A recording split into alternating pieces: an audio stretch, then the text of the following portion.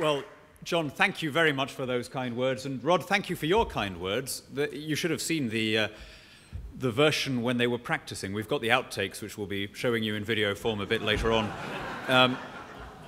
But it is wonderful. You know, it's not often people say such nice things about a member of the European Parliament.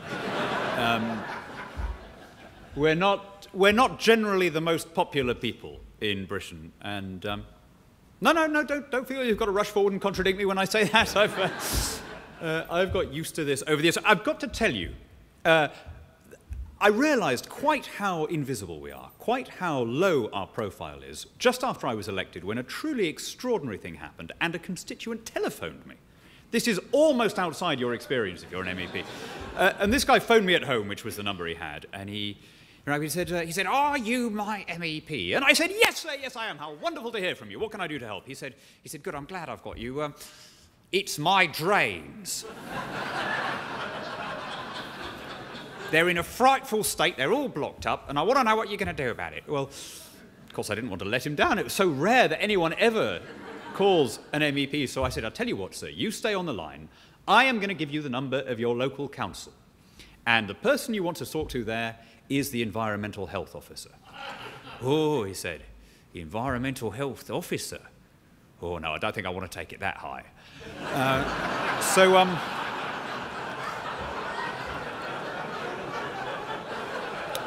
So it's without any sense of false modesty that I stand before you in Melbourne this evening. Actually, but I must tell you about the only Euro MP who doesn't have a problem of name recognition. The one MEP who is always remembered wherever he speaks, and that is a colleague of mine from Luxembourg who glories in the name of Mr. Goebbels. And I will never forget the first time that Mr. Goebbels made a speech in the chamber in Strasbourg, and I promise you this is an absolutely true story. The man in the chair that day was a British Labour MEP called David Martin. He's normally the deputy speaker, but he was presiding over that debate. And when he saw the name Goebbels on the speaker list, there was a moment of pure Fawlty Towers. The name Goebbels was climbing higher and higher up the electronic board, and you could see David Martin becoming visibly agitated, muttering to himself, "Don't mention the war, don't mention the war." And by the time it got to poor Mr. Goebbels' turn to speak, David Martin was in such a state, he said, "I now call Mr. Goering. I mean, Dr. Goebbels. I mean, Mr. Goebbels. Mr. Goebbels."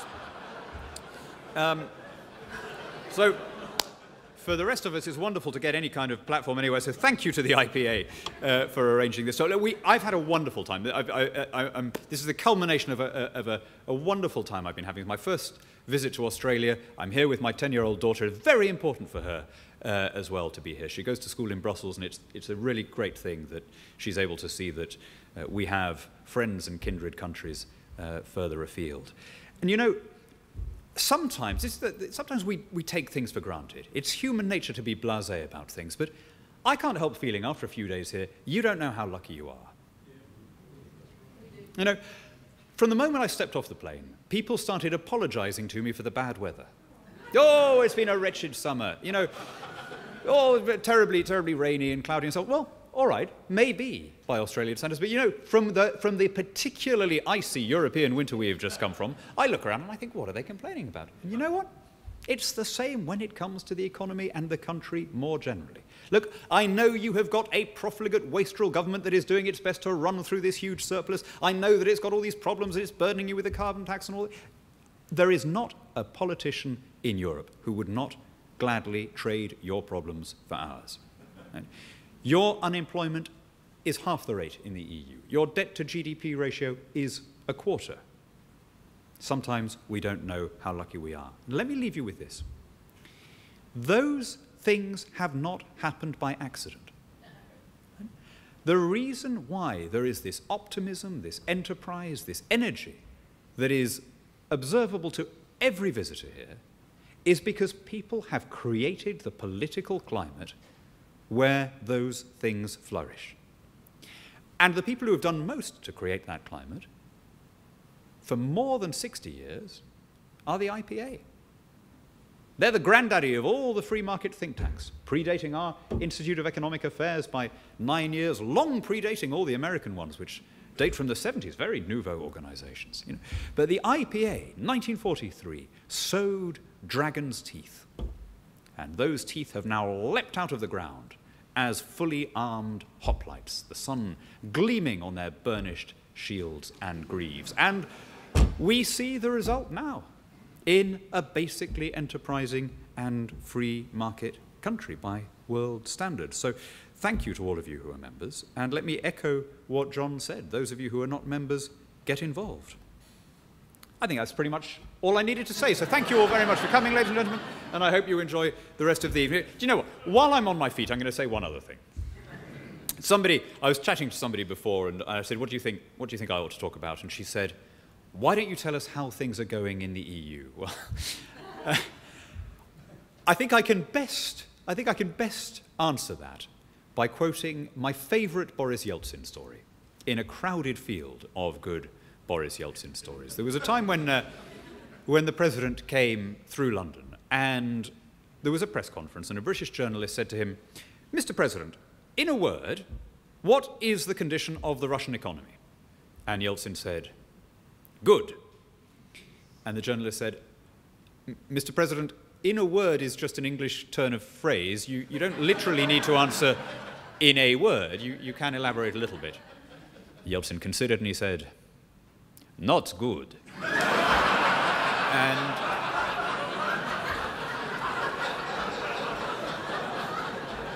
And that pretty much is how things stand in Brussels. It's good in the sense that the intellectual foundations of the European project have been shown to be false. Jamming all these different countries together into the same set of policies hasn't worked. Every time there is a referendum, people vote against it. But it is not good in the sense that the Brussels elites have responded to the crisis by accelerating all of the policies that created it in the first place. We have a crisis of excessive integration. It was a mistake to bring countries with widely divergent conditions and needs into a single set of economic policies. So the solution in Brussels is to give the patient more of the medicine that made him ill in the first place. Oh, monetary union didn't work, so let's have full economic union, let's have fiscal federalism, let's have pan-European taxes, and so on. I mean, where is this going to end up? You can see the flaw in the logic here, my friends. You know, monetary union failed, so let's have my dinghy capsized, so put me at the helm of an ocean liner. You know, my go-kart crashed, so put me at the head of at the wheel of a great articulated lorry. You know, the policy here in Brussels is to use the Greek crisis and the Mediterranean crisis more widely to create a fully formed superstate, as though that is going to be the answer rather than the problem. You know, because once you have fiscal and monetary policy run from Brussels and from Frankfurt, you no longer have independent countries. As John Maynard Keynes said, he who controls the currency controls the country. And I promise you that's going to be the only time I quote John Maynard Keynes approvingly all evening. In fact, you know what? Never mind John Maynard Keynes. Let me give you a much better source that illustrates the same point, and that is the Gospel of St. Matthew, chapter 22. I'm sure you all remember this. For those who don't, I'll refresh your memory. Our Lord is asked whether it's proper to pay taxes to Rome. Is it coming back to you? And he gets very angry. He says, "Why tempt ye me, ye hypocrites? Show me the tribute money." And they brought unto him a penny piece. And Jesus said unto them, "Whose is this image and superscription?" They answered him, "Caesar's." Then Jesus said unto them, "Render therefore unto Caesar the things which are Caesar's, and unto God the things that are God's." Now, before you conclude that I've completely lost my mind, I'm not arguing that our Saviour was on one side or the other of the debate about the euro. That isn't the point of the story. The point is that when he's looking for the supreme symbol of state sovereignty, the supreme emblem of temporal power, it's the coin. Economic policy isn't some side issue that ministers get around to in their spare time after a busy day's governing. Economic policy is the primary business of a modern government. And when it is centralized at an EU level, effectively the EU has become the government. But not only is the European Union accelerating the integration that caused this crisis much more severely, and there is, I think, a lesson here for every country in the world, it's accelerating the debt crisis. Now, we have a problem that was caused by too much borrowing And we are responding by massive additional borrowing, forcing new loans on to countries which are struggling to meet their existing liabilities. Now, all of us know that that doesn't work. You know, the last way to help an indebted friend is to force new loans on him. In our private lives, in our personal contacts, we can all see this. If we have a friend who is struggling with his credit card debt, struggling with his mortgage payments, would we advise that friend to spend more or to spend less? Kind of a no-brainer, isn't it? Right, I see by your reaction that none of you is an economist. Because if you were economists, you'd always saying, oh no, that would be the paradox of thrift. Obviously, what we should do is stimulate demand. What the friend needs to do is to increase his consumption. That is, of course, what the European Union is doing in Greece and in the Mediterranean. The price that these Eurocrats are prepared to pay in order to keep the single currency, well, actually, no, not the price that they're prepared to pay, because, of course, they don't pay taxes.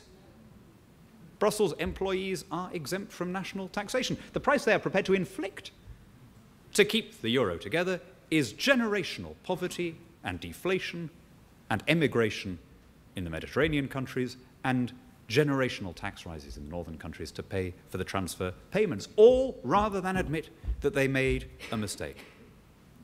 We all know what ought to happen. Greece should decouple, default, devalue, price itself back into the market, start exporting its way back to growth. It's very important that we get this. The EU is not helping Greece. The EU is sacrificing Greece in order to sustain the euro. This is all about the authors of the single currency saving face, which, to adapt a Greek metaphor, surely makes theirs the most expensive faces since that of Helen of Troy, which launched 1,000 ships. This euro crisis has turned the terms of the debate inside out from the British point of view. If I look back at the way people saw the European proposition when we first went in 40 years ago, most people, I would argue, in Britain, most people saw it as a trade-off between the politics and the economics. You know, we would lose a little bit of sovereignty, and that was a bad thing, but it would be offset by gaining some prosperity.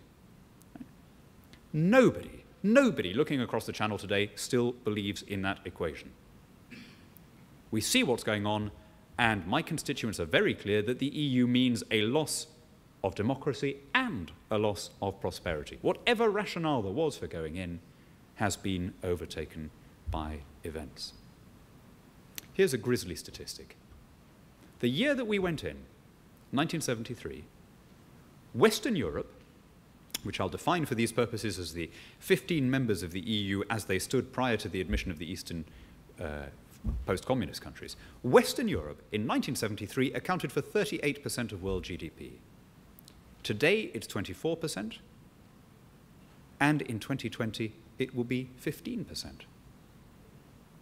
We thought we were hitching our wagons to a powerful locomotive. In fact, we shackled ourselves to a corpse. Instead of joining a prosperous and growing market, we have confined ourselves in a cramped and declining customs union, and in doing so, my friends, we have cut ourselves off from the bits of the world where the growth still is. Not least our friends in this country and in the wider community of English-speaking democracies.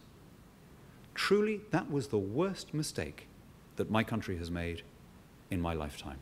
And from it, so much flows in terms of the diminution of our democracy, the emptying of our seas, the destruction of our countryside, the asphyxiation of our small businesses, now the threat to the City of London, to our financial services industry. It all goes back to that fateful decision to hand away our right of self-government. And that's why, like so many people from the United Kingdom, when I come to this country, I can't help feeling a terrible wistfulness to think that this is how it might have turned out. This is how we might have been if we had not handed away our right to live under our own laws and our own people.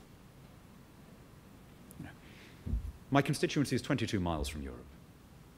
But when I travel in Europe, I speak French and Spanish, as your chairman said, but I'm among strangers, among friends by all means, but not among countrymen. Here I'm almost as far from the United Kingdom as it's possible to be and still be on dry land.